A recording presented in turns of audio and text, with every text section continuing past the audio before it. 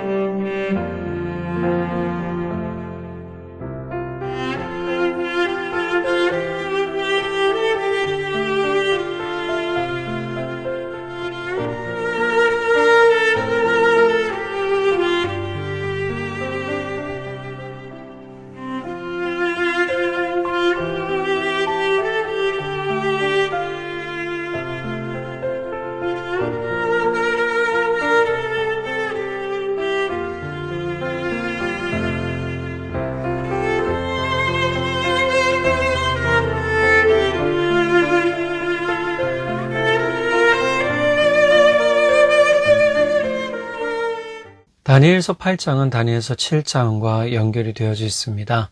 그중 7장의 내용 중에 두 개의 부각되는 나라들을 중심적으로 이야기하고 있고요. 이 8장의 내용을 근거로 해서 다니엘서가 과거에 다니엘 시대 때 지어진 것이 아니라 안티오코스 에피파네스 때 지어진 것이다 라고 추론하기도 합니다. 그러나 대부분의 이제 신학자들은 그렇지 않고 다니엘서는 앞서 느부갓네살 왕 때 이후로부터 지어진 것으로 보고 있습니다. 자, 이 다니엘서의 이야기는 우리가 아는 요한계시록과 같은 예언서가 아닙니다. 묵시록이라고 했죠. 묵시라는 것은 앞으로 되어질 일에 대해서 알려주는 것이지만 예언과는 조금 차이가 있고요. 하나님의 비밀을 알려주고 하나님의 계획에 대해서 알려주는 그러한 내용이 되겠습니다. 특별히 요한계시록은 해설이 별로 없죠. 그런데 이 다니엘서는 해설이 되어져 있습니다. 오늘 8장에서 보면 앞에 비유로 나와 있던 본문과 뒤에 해설되어지는 내용이 딱 나뉘어져 있습니다. 그래서 1절부터 14절까지는 두 나라에 관한 동물 비유를 통해서 나와 있고요.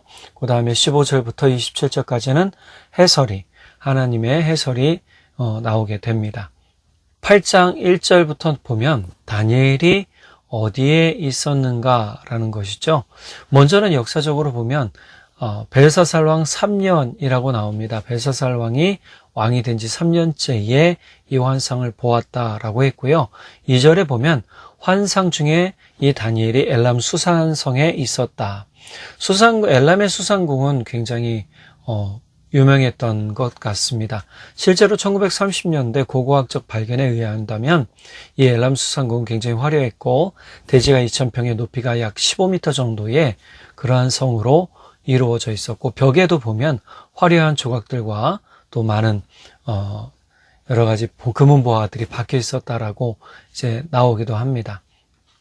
자, 이 엘람 수산성에 다니엘이 실제로 있었느냐 없었느냐 좀 의견들이 좀 있는데요. 대체적인 의견은 이 다니엘이 엘람 수산성에 있던 것이 아니라 바벨론에 있는 성에 있었을 것이다. 벨사살 왕 옆을 지키는 그러한 사람으로서 있었을 것이다 라고 보고 있습니다. 그래서 2절에도 보면 환상 중에 라고 이야기를 하죠. 자, 환상을 보았는데 내가 그것을 볼 때 내 몸은 엘람 지방 수산성에 있었다라고 기록을 하고 있죠. 자, 이때부터 이후로 나오는 두 마리의 짐승이 있습니다. 한 마리는 순양이고요. 또 한 마리는 숫염소입니다. 순양은 메대와 바사, 메디아와 페르시아를 이야기합니다. 이 순양에게는 두 개의 뿔이 있었다라고 얘기를 하는데요. 그 중에 한 뿔이 나중에 나와서 길고 컸다라고 얘기를 하죠. 자, 이 작은 뿔, 먼저 난 뿔은 아마 메디아였을 것이고요. 길게 난 뿔은 페르시아를 이야기한다라고 합니다. 자, 이 페르시아가 얼마나 넓게 크게 전쟁을 잘했는지 서쪽, 북쪽, 남쪽으로 영토를 확장을 했다고 합니다. 서쪽으로 보면 바벨론, 수리아, 헬라, 아시아 일부, 북쪽으로는 루디아, 아르메니아, 스키타이 이렇게 돼 있고요. 남쪽으로는 아라비아, 에티오피아, 이집트를 이제 점령하게 되죠. 여기서 본문상에 보면 들이받았다라는 표현을 씁니다. 자, 대항하는 짐승도 없고 또 약한 짐승을 구해낼 아무것도 없었다. 이 약한 것은 뭐죠? 바벨론성이죠. 벨사살 왕이 바벨론의 마지막 왕으로 이제 다니엘은 기록하고 있잖아요. 자, 순양은 마음대로 하고 더 강해집니다. 자, 이 순양의 두 뿔, 메데아, 페르시아라고 했는데요.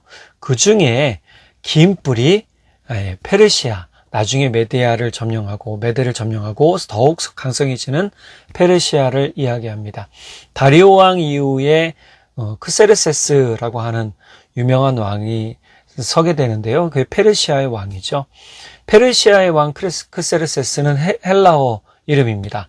히브리어 이름으로는요, 아하수에로, 어디서 많이 들어봤죠? 에스더에 나오는 그 아하수에로가 크세르세스라고 합니다. 페르시아어로는요, 좀 말이 어렵더라고요. 뭐라고 했냐면, 크샤 야르샤라고 얘기를 합니다. 크샤 야르샤. 자, 이렇게 이름들이 각 나라마다 다르게 부르지만 똑같은 이름입니다. 자, 이 아하수에로 왕 때라는 이야기가 되겠죠. 더욱 번성해지고. 그런데 이 크세르세스 때 헬라어로 얘기하는데, 이 왕이 크샤 야르샤라는 이 왕이 아하수에로라는 왕이 똑같은 이름이에요. 왕 때 더욱 점령하려고 하지만 그리스를 점령하지 못해요. 그리고 지게 되면서 점점 세력이 약해지는 그러한 일들이 있었다라고 합니다. 역사적으로 나온 이야기죠.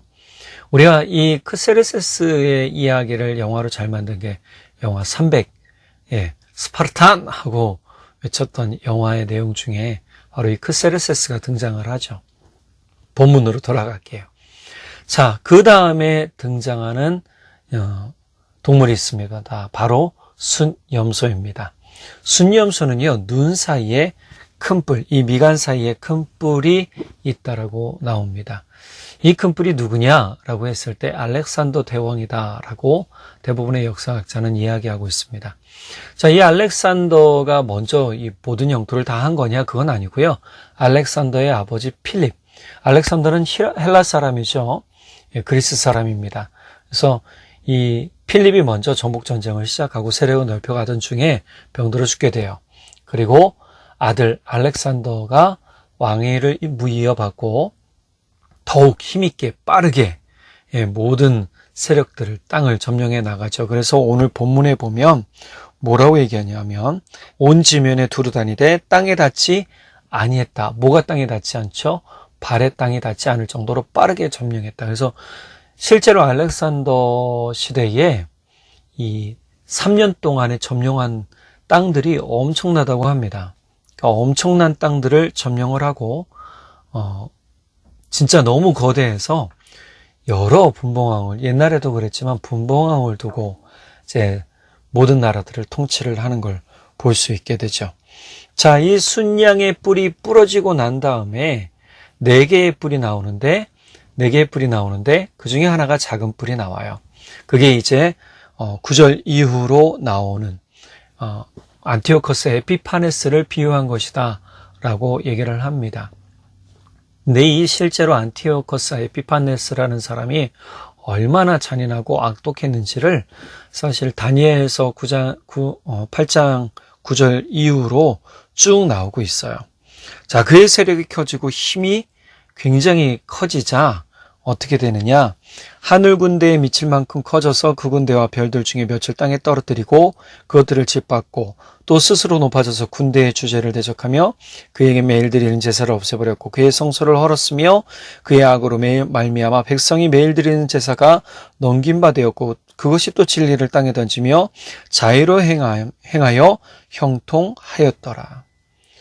기세가 우리가 하는 말로 하늘을 뚫을 듯한 기세로 살았던 사람이 안티오커스 에피파네스라고 합니다. 그런데 이 안티오커스 에피파네스가 어떤 사람이냐? 실제로 이제 그 안티오커스 에피파네스의 이름 뜻이 뭐냐면 광포한 자입니다. 이 광포한 자라는 의미는 히브리어 짜이르, 보잘것없다라는 뜻을 가지고 있어요. 그러니까 이 안티오커스 에피파네스는 왕이라는 타이틀을 달고 있었지만 실제로 그가 왕이 됐을 때도 어느 정도 일부 점령을 했거든요. 하지만 그는 보잘것없는 사람이었다라는 이름 그 뜻대로 쓰이기도 합니다. 한때 로마의 포로로 있던 적이 있다가 탈출한 후에 형님들이 살아있었으나 막내인 그가 나라를 차지하게 돼요. 그의 형인 이제 셀레우코스 4세의 아들인 그의 조카가 셀레우코스 4세의 왕위를 이어받아야 됐지만 안티오커스가 음모를 통해서 왕위에 오르게 되는 거죠. 자, 이러면서 어떤 일이 시작되느냐? 핍박하기 시작했다. 하나님의 백성을 핍박하기 시작했다라고 얘기를 하는 겁니다. 그리스도인은 그 이후에 나온 거니까 이거 주전 170년 이때의 이야기입니다. 그러니까 주전 170년 때에 이 안티오코스 에피파네스가 활동을 하고 하나님을 믿는 제사장들 또 하나님을 믿는 사람들을 핍박하고 압제하기 시작하는 거죠. 그래서 하늘 군대 또는 여기서 나오는 군대와 별들 중에 몇을 땅에 떨어뜨렸다. 또 매일 드리는 제사를 없애버렸고 성소를 얻었고 백성이 매일 드리는 제사라고 하는 이런 부분을 통해서 보면 안티오코스가 히브리인들을 얼마나 압제하고 얼마나 제재했는지를 보여주는 그러한 부분이 되겠죠. 그러면 왜 이런 말씀을 기록이 되었을까라는 겁니다. 앞으로 일어날 핍박과 또 여러 가지 억압에 대해서 준비를 하게 하도록 아니면 이제 그 당시에 쓰여졌다고 한다면 이 사람들에게 힘을 주도록 믿음에 견디는 힘을 주도록 하기 위해 이 글을 쓰지 않았을까 추론만 해보는 겁니다. 자, 내용상으로 본다면 가장 중요한 건 무엇일까요? 네, 바로 믿음의 결심을 굳게 해야 되는 겁니다. 하나님께서 해설을 다 해주셨습니다. 15절 이후에. 자, 하나님의 백성들이 핍박받고 하늘의 군대가 무너지고 그런 일들이 그냥 일어날까요? 이거 영적인 군대죠. 하늘의 군대라는 게 영적인 군대라는 표식이기도 한데 하늘의 군대는 누가 유지하나요?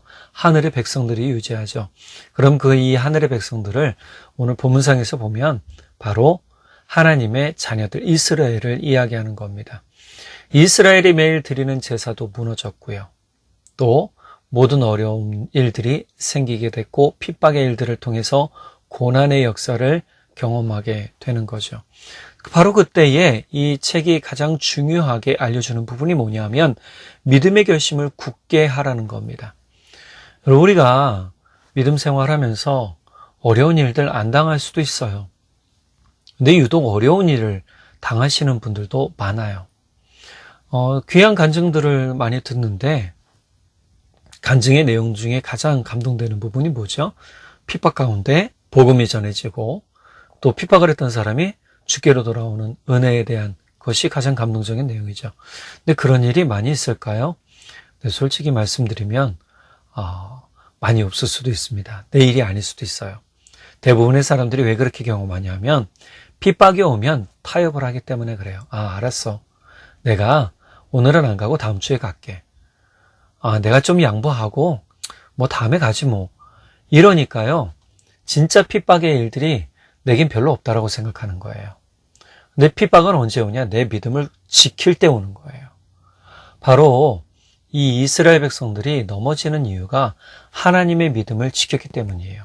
안티오코스 에피파네스가 가장 잘 했던 일이 뭐냐면 자신의 우상화뿐만이 아니라 그 당시에 헬라의 모든 신들을 섬기도록 했어요. 자, 그러다 보니까 이 믿는 유대인들, 이미 디아스포라였잖아요. 많이 무너지고 또 여러 가지 여러 나라로 넘어간 유대인들이 많았으니까 그것이 예수님 시대만 또 신약 시대만 있던 건 아니에요. 그런 일들 가운데 점점 믿는 이들이 타협을 하기 시작하니까 핍박이 뭐예요? 내게 별로 크게 다가오지 않은 거죠. 하지만 진짜 믿는 사람들에게는 뭐가 오는 거예요? 핍박이 오는 거예요. 요한계시록 2장 12절에서 13절에 보면 버가모 교회를 칭찬하는 부분이 나옵니다. 물론 그 뒤에 칭찬 뒤에는 버가모 교회를 꾸중하는 부분이 나오는데요. 버가모 교회를 칭찬했던 부분이 뭔지 우리가 좀 자세히 봤으면 좋겠습니다. 버가모 교회의 사자에게 편지하라. 좌우에 날성검을 가지신 이가 이르시되 내가 어디에 사는지를 내가 아노니 거기는 사탄의 권자가 있는 데라.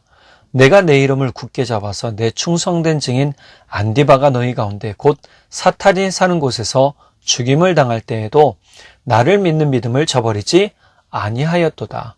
버가모 교회가 있는 곳이 사탄의 어디예요? 권자가 있는 곳이라고 요한계시록에서는 이야기하고 있어요. 즉 가장 악이 성행하고 악이 들끓던 곳이었다라는 표현이 되겠죠. 그 이후에 버가모 교회를 책망하는 내용이 나오는데 그 책망의 주된 내용이 뭔지 아세요? 네, 잘못 들어온 이단 사상을 배척하지 않았다라는 거예요. 복음을 바로 가르치지도 않았고 그것을 배척하며 또 훈계하거나 떠나보내는 일들이 없었다라고 버가모 교회를 책망을 해요. 믿음은 지켰지만 일부라는 거예요. 자, 우리가 믿음의 결심을 굳게 하는 것은 너무 어려운 일이라고 생각을 하는데요. 아닙니다. 내가 포기할 수만 있다면 네, 여러분 믿음의 결심을 굳게 할 수 있습니다. 뭘 포기해야 되는 겁니까? 굉장히 어려운 내용이에요. 물질이 될 수도 있고요. 건강이 될 수도 있고요. 환경이 될 수도 있고요. 내가 누리는 모든 것들이 될 수도 있어요. 나와 관계된 사람들도 포기될 수 있어요. 그렇다고 한다면 이 포기가 결국 포기냐? 그렇지 않더라는 거죠. 주님께서 은혜로 갚아주시는 일들이 반드시 있다라는 겁니다. 우리가 왜 욥의 이야기를 자꾸 듣고 그것을 통해 힘을 얻나요? 욥이 믿음의 결심을 굳힌 사람이었어요. 하나님께 믿음의 결심을 굳히고 자신의 육신적 고통과 또 친구들이 자신을 알아주지 못하고 배반한 것처럼 느껴진 그때에 하나님을 만나죠. 그리고 하나님은 그전보다 더 몇 배나 갚아주셨다라고 우리가 은혜를 받고 같이 이야기를 나누잖아요. 그러니까 이 말씀이 주는 은혜가 뭐냐면 결국 우리가 믿음의 결심을 굳게 하는 것이 지금 더욱 필요한 시대가 되었다라는 거예요. 지금 다 평안하죠. 누가 반대합니까? 누가 그거 예수 믿는다고 죽인다고 협박합니까? 그런 시대 아니잖아요. 그러면 결국은 가장 중요한 거, 사단이 가장 중요하게 하는 게 뭐냐면 우리를 타협하게 만드는 거라고 했어요. 결국 우리가 타협하는 순간 아무것도 얻지 못하게 되는 거죠. 사도행전 14장 6절 이하의 내용에 보면 바울이 루가오니아의 두 성 루스드라와 더베 근방에서 복음을 전합니다. 그러다가 이제 루스드라에 들어가서 본격적인 복음을 전하는데 그곳에 들어가면서 나면서부터 걷지 못한 사람을 고쳐줘요. 이 모습을 루스드라 사람들이 보고 살아있는 신이다라고 추앙하면서 제사를 드리려 하는 걸 강하게 만류하고 이제 제지를 시키죠. 그러면서 복음을 전합니다. 그때 타지방에서 이제 바울과 바나바 일행을 쫓아왔던 유대인들이 루스드라 사람들을 선동해서 바울을 돌로 치고 바울은 기절하게 돼요. 죽은 것처럼 되었다라고 해서 죽은 줄 알고 성 밖에 내놨다라고 표현을 하죠. 자, 그 뒤로 제자들이 볼 때 바울이 깨어나서 다시 다른 지역으로 피신했다가 나중에 보면 본문에 보면 어떻게 하냐면 더베로 가고 다시금 루스드라, 이고니온, 안디옥에서 복음을 전하며 다음과 같이 사람들을 격려하는 말씀을 하게 돼요. 사도행전 14장 22절에 제자들의 마음을 굳게 하여 이 믿음에 머물러 있으라 권하고 또 우리가 하나님의 나라에 들어가려면 많은 환난을 겪어야 할 것이니라 라고 격려해 주죠. 우리가 마음을 굳게 하고 믿음에 머물러 있으라고 얘기를 해요. 저나 우리 모두가 이 말씀을 듣는 여러분 모두가 마음을 굳게 하고 믿음에 머물러 있으시길 바랍니다. 누가 뭐라고 할지라도 여러분 흔들릴 것 같죠? 그렇지 않습니다. 주님은 주를 의지하는 자를 인정해 주시고 알아주시고 그 사람을 세워주십니다. 그러니 여러분 흔들리지 마십시오. 여러분 안에 살아계신 주님이 계시다면 그 주님께서 여러분의 삶을 인도해 주실 것입니다. 자, 두 번째로 우리가 알아야 될 것이 오늘 본문에서 통해 본문 전체 내용을 통해서 보면 순양도, 순염소도, 그리고 그 뿔 가운데 나온 작은 뿔, 역사학자들이 얘기하는 안티오코스 에피파네스라는 인물도 결국 뭐예요? 죽게 돼요. 다 심판당하죠. 왜 이스라엘이 심판을 당하는가? 이 이야기가 참 중요한데요. 예레미야서에 보면 이스라엘이 심판당하는 것에 대해서 예레미야가 항변을 하는 부분이 12장에 나와요. 예레미야 12장 1절에서 4절에 보면 예레미야가 하나님을 향해서 이렇게 항변을 합니다. 주님, 제가 주님과 변론할 때마다 언제나 주님이 오르셨습니다. 그러므로 주님께 공정성 문제 한 가지를 여쭙겠습니다. 어찌하여 악인들이 형통하며 배신자들이 모두 잘 되기만 합니까? 주님께서 그들을 나무를 심듯이 심으셨으므로 뿌리를 내리고 자라며 열매도 맺으나 말로만 주님과 가까울 뿐 속으로는 주님과 멀리 떨어져 있습니다. 그러나 주님께서는 저를 아십니다. 주님은 저의 속을 들여다보시고 저의 마음이 주님과 함께 있음을 감찰하여 알고 계십니다. 그러므로 그들을 도살날 양처럼 끌어내시고 죽일 날을 정하셔서 따로 갈라내 두십시오. 이 땅이 언제까지 슬퍼하며 들녘의 모든 풀이 말라 죽어야 합니까? 이 땅에 사는 사람의 죄악 때문에 짐승과 새도 씨가 마르게 되었습니다. 사람들은 자신들이 무슨 일을 하든지 하나님께서 내려보시지 않는다고 말하고 있습니다. 실제 이제 이 다니엘서 8장의 내용에 보면 이스라엘이 핍박을 받아요. 안티오코스 에피파네스 때 많은 핍박이 일어나게 되죠. 본격적인 핍박이 일어나면서 하나님을 믿는 사람들이 떠나게 돼요. 이제 말씀에 보면 매일 드리는 제사가 넘긴 바 되었고 12절에요. 또 땅에 진리를 땅에 던져지게 되었고 또 거룩한 성이 무너지게 되었다. 헐어버렸다라고 얘기를 하잖아요. 근데 실제로 헐어진 건 아니지만 모든 제사가 멈춰졌어요. 그리고 하나님의 백성들이 배교하는 일들이 일어났어요. 우상을 섬기게 되었죠. 헬라의 신들을 믿고 그 억압과 핍박 가운데 헬라의 신들을 따르게 됐어요. 자, 예레미야의 이 이야기는 하나님께서 결국 어떤 이야기를 하시는가? 배교하는 사람들, 즉 하나님을 버리고 우상을 섬기는 이스라엘 백성들의 심판을 다른 나라를 들어쓰심으로 이스라엘을 심판하신다라고 얘기를 해주는 겁니다. 자, 예레미야의 이런 이야기를 통해서 자, 하나님은 과연 그러면 눈 감으시는가? 이스라엘 백성이 완전히 멸망하기를 원하시는가? 아니라는 거예요. 7절부터 8절까지 보면 이스라엘이 하나님을 배신한 것에 대해서 이야기해줘요. 그렇다면 바로 내 친척, 내 집안 식구가 너를 배신하고 바로 그들이 내 뒤에서 소리를 질러 너를 욕한다.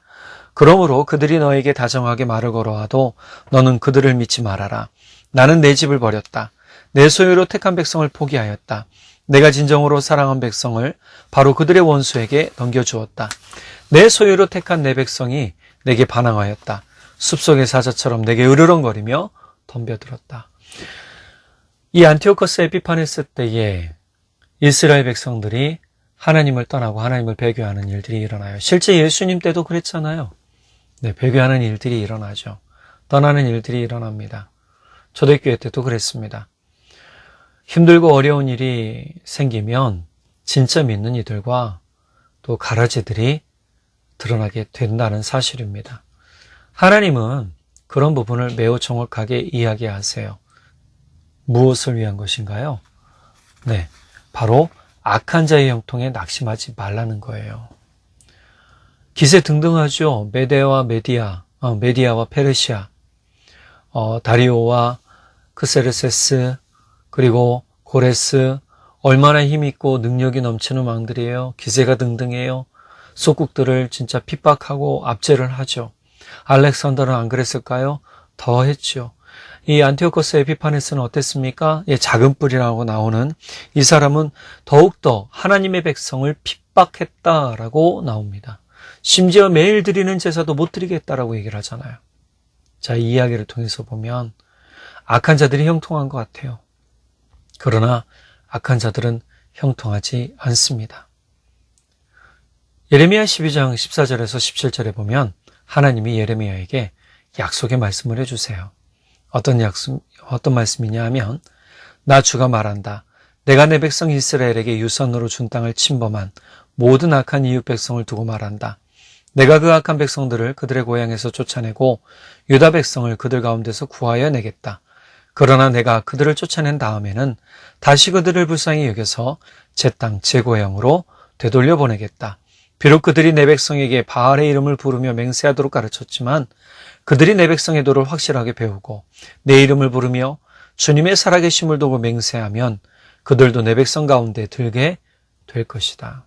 비록 포로로 잡혀가서 바알을 섬기게 하고 우상을 섬기게 하였을지라도 그들이 하나님의 백성으로서의 말씀과 그 모든 것들을 온전하게 배우고 깨닫고 돌아오면 하나님이 회복시켜 주시겠다는 약속을 하시는 거예요. 여러분, 이게 얼마나 놀라운 약속이에요. 분명히 그때가 온다는 거예요. 그러므로 악한 자의 형통에 낙심하지 말아야 돼요. 바울 사도는 뭐라고 얘기합니까? 선을 행하되 낙심하지 말라라고 얘기를 하잖아요. 우리는 악한 자들의 형통이 반드시 심판의 일들로 연결되어진다는 것을 깨달아야 됩니다. 하나님을 떠난 사람은 하나님의 심판 가운데 벗어나지 못해요. 요한계시록이 왜 두려운 말씀이기도 하고 왜 복의 말씀이기도 합니까? 믿는 자에게는요, 기쁨과 소망의 말씀이지만 믿지 않는 사람에게는요, 이 말씀이 두려움의 말씀이 될 수밖에 없어요. 믿는 자에게는요, 예수 그리스도의 재림을 기대하고 하나님 나라의 임함을 기대하는 소망이 되는 거예요. 반면에 믿지 않는 자들에게는요, 이 말씀이 심판의 말씀이기 때문에 내가 어떻게 될지 모르는 상황에 떨면서 두려워하는 거예요. 그러니 우리가 믿음으로 준비하고 있다면 심판이 두렵지 않은 것이죠. 오히려 소망의 때가 될 수 있다라고 제가 말씀드렸잖아요. 그러므로 이 심판의 때에 하나님이 어떻게 결산하시는지를 우리가 봐야 되는 거예요.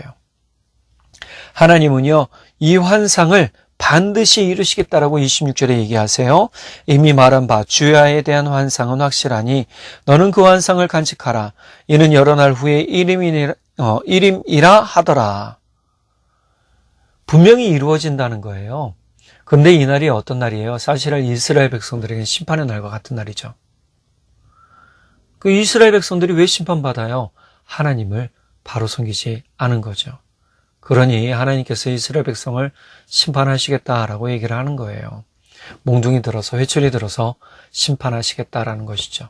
그러나 결국은 예레미야 말씀을 통해서 보면 하나님은 다시 그들을 돌이키시겠다라고 얘기하세요. 회복시키겠다라고 얘기하세요. 하나님을 알고 하나님을 두고 하나님의 살아계심을 믿는 이들에게는요, 회복의 일들이 반드시 일어나게 됩니다. 비록 이 기간이 안티오코스 에피파네스 2300일이라고 주야로 2300일 이러니까 실제 2300일인지 또는 1150일인지는 알지 못해요. 역사학자들은 이 두 가지 의미를 가지고 이야기를 하는데 신학자들은요, 그냥 본문상으로 보면 2300일이라고 해도 무방할 것 같아요. 2300일이면 대략 얼마예요? 꽤 많죠? 365일이니까 우리가 1년을. 근데 이제 얼추 해도 3년은 넘어가는 기간이잖아요. 10년이 될 수도 있어요. 그러니까 이러한 기간들을 보면 하나님의 백성들이 얼마나 힘든 시간들을 겪어야 될지를 보게 되는 거예요. 그럴 때에 우리가 여전히 염두에 둬야 될 건 심판 때의 결산이 있더라는 거예요. 자, 볼게요. 8장에 나오는 순양과 순염소, 메대와 페르시아도 멸망해요. 알렉산더도 33살에 말라리아 같은 열병 걸려서 죽었다라고 얘기를 하고요. 그 뒤에 나라는 4개로 쪼개져서 4개의 군대 장관이 다스리고 그 중에 하나가 나타나는데 그게 안티오코스 에피파네스고 결국 이 안티오코스 에피파네스도 암살당하게 되죠. 심판의 결산이 반드시 있다라는 겁니다. 히브리서 4장 13절에 보면 지으신 것이 하나도 그 앞에 나타나지 않음이 없고 우리의 결산을 받으실 이의 눈앞에 만물이 벌거벗은 것 같이 드러나느니라 그랬어요. 우리가 믿음 생활을 할 때에 우리의 삶이 주님 앞에 반드시 다 드러난다는 사실을 좀 기억하고 신앙생활을 했으면 좋겠습니다.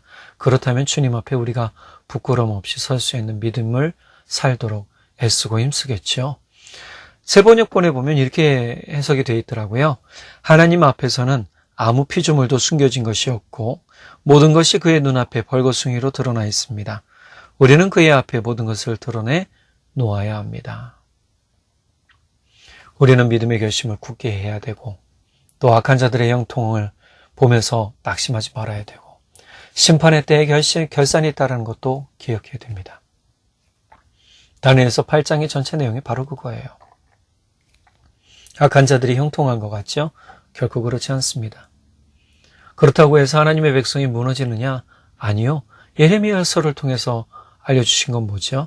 하나님의 백성은 하나님께서 반드시 회복시키신다. 여러분, 우리가 하나님을 온전히 고백하고 또 예수님을 붙들고 나아갈 때 십자가 믿음으로 설 때에 우리가 주 안에서 반드시 다시 일어서고 새 힘 얻으며 성령으로 충만한 믿음의 역사를 드러내는 복된 삶이 되고 능력의 삶이 될 줄 믿습니다. 우리가 이러한 삶을 살기 위해 힘쓰가 있으며 또 주님을 온전히 붙잡고 나가는 믿음의 삶 살기를 간절히 축복합니다. 기도하겠습니다.